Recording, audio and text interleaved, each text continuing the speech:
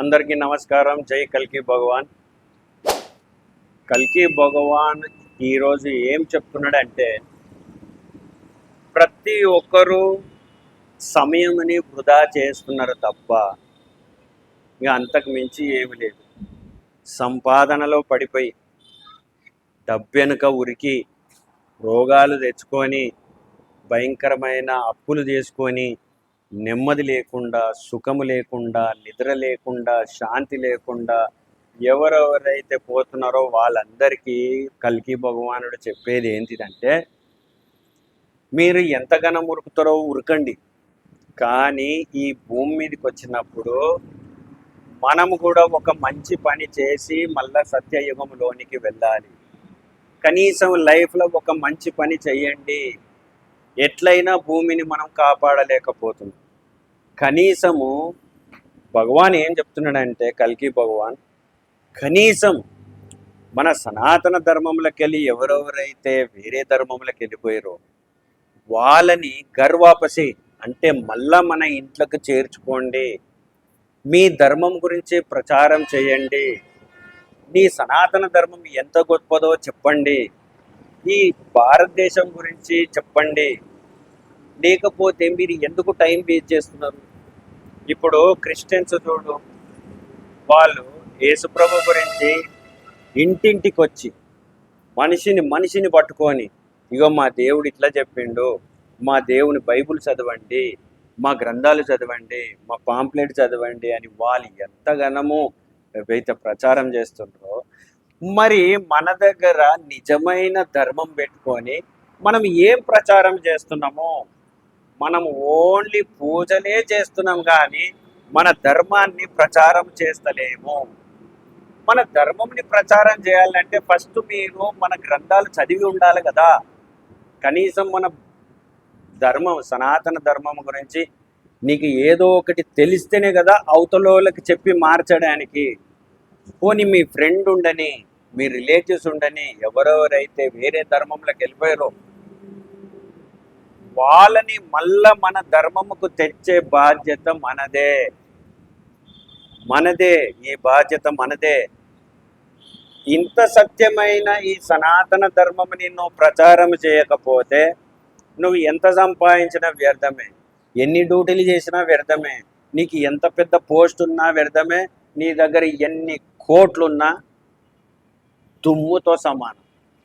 కాబట్టి ఫస్ట్ మనము నీ పక్కకున్న వాళ్ళతో, నీ వెనుకున్న వాళ్ళతో ఎవరైతే ఈ సనాతన ధర్మంని విడిచిపెట్టి వెళ్ళిపోయారో వాళ్ళందరినీ ఒక్కొక్కరు ఒక్కొక్క ఫ్యామిలీ చొప్పున వాళ్ళని మన సనాతన ధర్మంలోకి తేయడానికి, మన సనాతన ధర్మం, మన నీతి న్యాయం, మన ధర్మం, మన గ్రంథాలు వాళ్ళకు పరిచయం చేయాలి.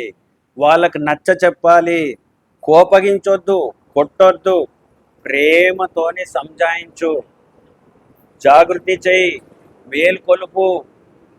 మన ధర్మం ఇంత మంచి ధర్మంని పెట్టుకున్నాక మనం ఎప్పుడు బిజినెస్ గురించే మాట్లాడతాం, ఎప్పుడు పైసల గురించే మాట్లాడతాం, ఎప్పుడు ఈ లోకరీతియే మాట్లాడితే మరి మన ధర్మం గురించి, మన ఆత్మను కాపాడుకునే ధర్మం గురించి, ఈ మంచి గుణాల గురించి, మన దేవుని గురించి, మన సనాతన ధర్మంలో ఉన్న గ్రంథాల గురించి ఎవరు చెప్పాలి?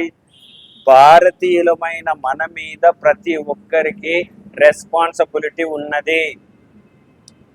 మీరు ఎక్కడ కలిసినా, ఎవరిని కలిసినా, మీరు హోటల్లో కలిసినా కూర్చొని సిగరెట్ తాక్కుంటా మాట్లాడుతుంటారే వ్యర్థమైన మాటలన్నీ, అవన్నీ బంద్ చేసి, అరే సనాతన ధర్మం అంటే ఇదిరా బిడ్డ, ఈ సనాతన ధర్మంలో మన సాంప్రదాయంలో ఎంతో చక్కని ఋషులు మనకి ఎంతో చక్కని లైఫ్ని ఇచ్చిండ్రు. ఈ లైఫ్ను మనం యూజ్ చేసుకుందాం, మనం అందరం కలిసి ప్రేమతోని బ్రతుకుదాం. మన లైఫ్ని ఎలా బ్రతకాలనో మన సనాతన ధర్మం వల్ల రాసి ఉన్నది. మనకి బయటి దేశం యొక్క కల్చర్ వద్దు, మనం ఇది చేద్దాం. మన దేశం కోసం, మన సనాతన ధర్మం కోసం మనం ఇన్ని రోజులు వేస్ట్ చేసినాం, కానీ ఏ ఒక్క క్రైస్తవుని కానీ ముస్లింని కానీ మనం మార్చలేకపోతున్నాం. ఎందుకని? మనలో ఫాల్ట్ ఉన్నది కాబట్టి. మనమే గ్రంథాలు చదువు, మనమే మన ధర్మం గురించి చెప్పకపోతే వానికి ఎలా అర్థమవుతుంది? ప్రతి ఒక్కడు ఈ ధర్మం వేస్ట్ అని వెళ్ళిపోయేటోడే ఉన్నాడు, కానీ మరి మన ధర్మం గురించి చెప్పేటోడు మన దాంట్లో ఎవరున్నారు? పోతాము, మనది మనం పూజ చేసుకుంటున్నాము, మనకు కావాల్సింది దేవున్నాడు, కానీ మన ధర్మం గురించి ప్రచారం నువ్వు ఎప్పుడు చేస్తావు? మన దాంట్లో ఉన్న సనాతన ధర్మంలో ఉన్న మంచి క్రియలు, మంచి బోధ ఇతరులకు ఎప్పుడు చెప్తావు? ఏ టైంలో చెప్తావు? పొద్దుగాల డ్యూటీకి పోతావు, పూజ చేసుకుంటావు, డ్యూటీకి వెళ్ళిపోతావు, టిఫిన్ చేస్తావు, వ్యర్థమైన మాటలు ఫ్రెండ్స్తో మాట్లాడతాం, కానీ అదే టైంలో ప్రతి ఒక్కరికి అరే సనాతన ధర్మం అంటే ఇదిరా, మన గ్రంథాలలో ఇది రాసున్నది, మన ఆత్మను కాపాడుకోవడమే చాలా ఇంపార్టెంట్, మనం అందరం సత్యయుగంలోనికి వెళ్ళడానికి కల్కి భగవానుడు వచ్చేసిండు. శ్రీమద్ భాగవతంలో ఇదంతా రాసి ఉన్నది. కలియుగంలో కల్కి భగవానుడు వచ్చి ఏం చేస్తాడో, ఈ కలి రాక్షసుడు వాడు ఎలా ఉంటాడో, ఈ కలియుగంలో ఎంతమంది పాడైతుంటారో, ఎంతమంది జీవితాలు నాశనం అవుతుంటాయి, ఎన్ని క్రూరమైన పనులు చేస్తుంటారో, ఇవన్నీ క్లియర్ కట్గా మన గ్రంథాలలో రాసి. మనము ఎప్పుడైనా సరే చూడు, ఒక్కసారి ఆలోచించు, భగవంతుడా నువ్వు పూజ చేసేటప్పుడు కానీ, నువ్వు ప్రార్థన చేసేటప్పుడు కానీ ఒక్కసారన్నా అడిగినవా భగవంతుని, అయ్యా మరి సత్యయుగంలో నువ్వు విష్ణు రూపంలో ఉంటివి, మరి త్రేతాయుగంలో రాముని రూపంలో వస్తేవి, మరి ద్రౌపది యుగంలో కృష్ణుడు అవతారం ఎత్తితివి, మరి ఈ కలియుగంలో కల్కి భగవానుని అవతారం ఎత్తినవు, మరి మేము ఏం చేయాలి? నీ కోసం ఏం చేయాలి? మరి నువ్వు ఎక్కడున్నావు? మరి ఈ యుగం యొక్క మార్పు ఎట్లా జరుగుతుంది? మేము నీ పూజ ఎట్లా చేయాలి అని ఏనాడైనా కల్కి భగవాను గురించి మాట్లాడినరా, పూజ చేసినరా, ఆలోచించినరా? ఇప్పటి వరకు కల్కి భగవాను గుడిలే లేవు, పూజలే అయితే లేవు, ఆయన చెప్పింది ఎవరు వింటలేరు. మరి నిన్ను తీసుకుపోయేదే సత్యయుగంలోనికి కల్కి భగవానుడు అయినప్పుడు నువ్వు కల్కి భగవానుడి గురించి ఏం నేర్చుకున్నావు, ఏం తెలుసుకున్నావు, ఏం సాధిస్తున్నావు? ఇప్పుడు సత్యయుగంలోనికి పోవడానికి రాముడు తీసుకుపోతుండా, కృష్ణుడు తీసుకుపోతుండా, విష్ణు భగవానుడు తీసుకుపోతుండా, వీళ్ళందరూ కలిసి ఈ అవతారం ఎందుకు ఎత్తినరు? కల్కి భగవాను అవతారము ఎందుకు ఎత్తినారు? మనమందరము ఈ కలియుగములో కల్కి భగవాను మాటనే వినాలి. కల్కి భగవాను మాట విని ఈ ఆత్మగుణాలు ఏవైతే ఉన్నాయో, దయా, దానం, క్షమ, ప్రేమ, శాంతి, ఈ గుణాలు ఉన్న వారిని కల్కి భగవానుడు సత్యయుగములోనికి తీసుకుపోవడానికి ఈ కలియుగంలో కల్కి భగవానుడు వచ్చి ఉన్నాడు. మరి ఎంతగానో మనము పూజలు చేసుకుంటుంటే మన ధర్మం గురించి ప్రచారం చేసేది ఎప్పుడు? వాళ్ళు పని కట్టుకొని మా యేసుప్రభు పాంప్లెట్ చదవండి, మా యేసుప్రభు గ్రంథం చదవండి, మా యేసుప్రభు చాలా గొప్పోడు అని వాళ్ళు అంత డేరుగా, అంత బహిరంగంగా మీటింగ్లు పెట్టుకుంటా, మన ఇళ్ళకు చొచ్చుకుంటా వాళ్ళు ఇంత బహిరంగంగా చేస్తుంటే మరి అసలైన గ్రంథాలు, నిజమైన సనాతన ధర్మం గురించి మనం ఇంకా ఎంత ప్రచారం చేయాలి? నీ లైఫ్లో ఒక్కరినన్నా మార్చినవా? ఆ ధర్మములకి వెళ్ళి సనాతన ధర్మములకి ఎవరినన్నా తీసుకొచ్చావా? మరి ఎందుకు టైం వేస్ట్ చేస్తున్నావు? ఈ కలియుగంలో నీకు రెస్పాన్సిబిలిటీ లేదా? నీ ధర్మం గురించి, నీ దేశం గురించి, నీ సనాతన ధర్మం గురించి నీకు రెస్పాన్సిబిలిటీ ఉందా లేదా? మరి ఉంటే మనం ఏం చేస్తున్నాం? సనాతన ధర్మం గురించి ప్రచారం చేసే ఓపిక నీకు లేదు, సనాతన ధర్మం గురించి చెప్పే బాధ్యత నీకు లేదంటే అసలు మనం ఇంత సంపాదించుకొని ఇంత బ్రతికి ఏమి లాభం? నువ్వు మన దేశాన్ని మనం కాపాడకపోతే ఎవరు కాపాడతారు? మన యవనస్తులకు భగవద్గీత అంటే తెలియదు, రామాయణంలో ఏముంటుందో తెలియదు, యజుర్వేదం, సామవేదం, ఈ వేదాలలో ఏముంటుందో తెలియదు. మరి మన మన భవిష్యత్తే వీళ్ళు యూత్, వాళ్ళకి ఏం తెలియకపోతే మన ధర్మంని ఎలా ప్రచారం చేస్తారు? ఏనాడైనా ఆలోచించిండ్రా మీరు? వాళ్ళు అంత డేరుగా బహిరంగంగా మన దగ్గరకు వచ్చి ప్రచారం చేసినప్పుడు మనది అసలైన ధర్మంని ప్రచారం చేయడానికి ఎవ్వరు ఎందుకు ముందుకు వస్తలేరు? ఏ ఒక్కరినైనా మార్చినవా?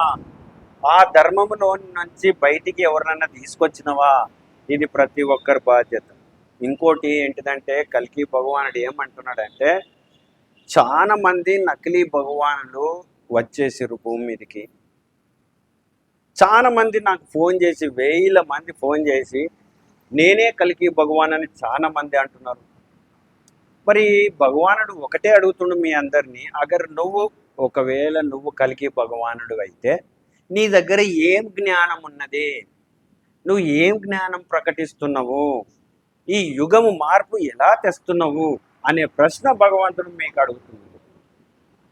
కల్కి భగవానుడు అంటే ఈ లోకం మీద పైసలు సంపాదించుకోవడానికి రాలేదు. కల్కి భగవానుడు మనందరు ఎవరైతే మంచి గుణాలు ఉంటాయో వాళ్ళని సత్యయుగంలోనికి తీసుకుపోవడానికి వచ్చిండు. ఆయన ఇక్కడికి వచ్చి పైసలు సంపాదించుకొని ఉంటే మనల్ని సత్యయుగంలోకి తీసుకుపోయే వాళ్ళు ఎవరు? ఎప్పుడైనా గుర్తుపెట్టుకోండి, ఎవరైతే సంపాదించుకుంటా నేను కల్కి భగవాన్ అంటాడో, ఎవరైతే డబ్బులు వెనుకేసుకుంటా నేను కల్కి భగవానుడు అంటారో వాళ్ళంతా వ్యర్థులే, వాళ్ళంతా తప్పే. ఏ సాధువులు కానీ, ఏ మహారాజులు కానీ, ఎటువంటి పెద్ద ఋషులైనా సరే ఈ లోకం మీద మనం చచ్చిపోతే ఏం తీసుకుపోలేని ధనముని కూర్చుకుంటే మాత్రం వాళ్ళైతే తప్పే. Totally wrong. ఎవ్వరి మాట వినొద్దు, ఎవరి మాట మోసపోవద్దు, ఎవ్వరు చెప్పింది విని మోసపోవద్దు. ఒకటే, నీ లైఫ్లో నువ్వు ఏమన్నా సాధించాలనుకుంటే మాత్రం నీ వంతు ఈ దేశంలో ఉన్న మన ధర్మములకెళ్ళి ఎవరెవరైతే వెళ్ళిపోయారో వాళ్ళని ఒక్క ఫ్యామిలీనన్నా మన ధర్మంలోనికి లాక్కొని వచ్చే బాధ్యత మన హిందూ దేశంలో పుట్టిన ప్రతి ఒక్కరిది. వాళ్ళు ముస్లిం కానీ, హిందూ కానీ, క్రిస్టియన్ కానీ, ఎవరైనా సరే నీ ధర్మం ప్రచారం చేయ వాళ్ళకి. వాళ్ళ ధర్మం చెప్తా ఉంటే నువ్వు వినడం కాదు, నీ ధర్మము నువ్వు ఎంత ప్రచారం చేస్తున్నావు అనేది కావాలి. ఎందుకంటే ఇది నిజమైనది, ఇది సత్యమైనది, ఇది సనాతన ధర్మం, ఇది మంచి ధర్మము. మనిషి ఎలా బతకాలి, ఎంత మంచిగా బతకాలి అనేది సనాతన ధర్మములనే రాసి ఉన్నది. మరి నీకు సనాతన ధర్మములో ఏ ఒక్కరిని తీసుకురాకపోతే అసలు మన బ్రతుకులు ఎందుకు? మనం సంపాదించే డబ్బు ఎందుకు? మనం బిల్డింగ్ ఎందుకు?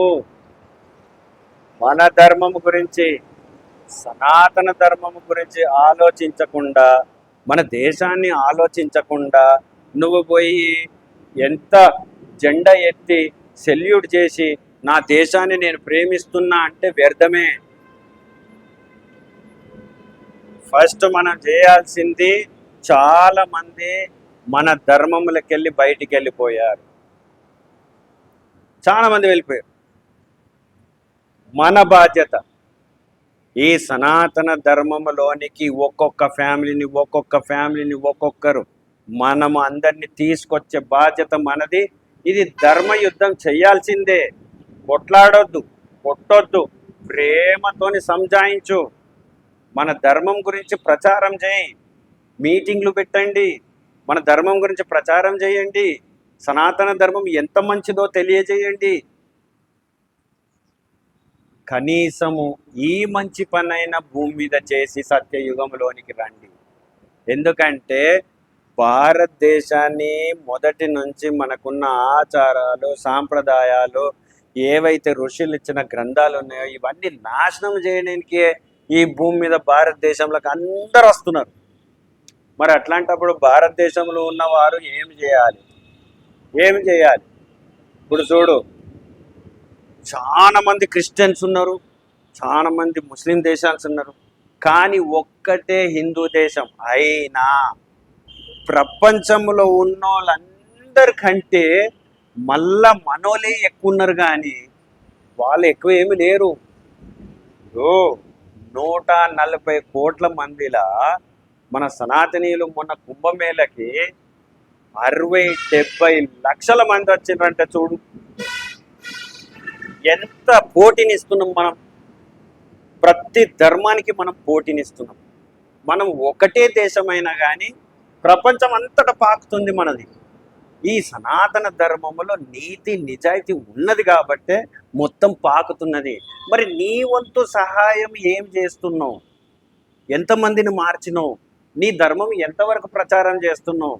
నీ ధర్మం ఎంతవరకు చూపిస్తున్నావు? నువ్వు ఎన్ని గ్రంథాలు చదువుతున్నావు? ఏ గ్రంథం వేరోళ్ళతో చదివిస్తున్నావు? నీ పిల్లలతో ఎంత చదివిస్తున్నావు? ఇది మాత్రం నువ్వు గుర్తుపెట్టుకొని ముందుకు నడవకపోతే కల్కి భగవానుడు ఎవరిని వదలడు.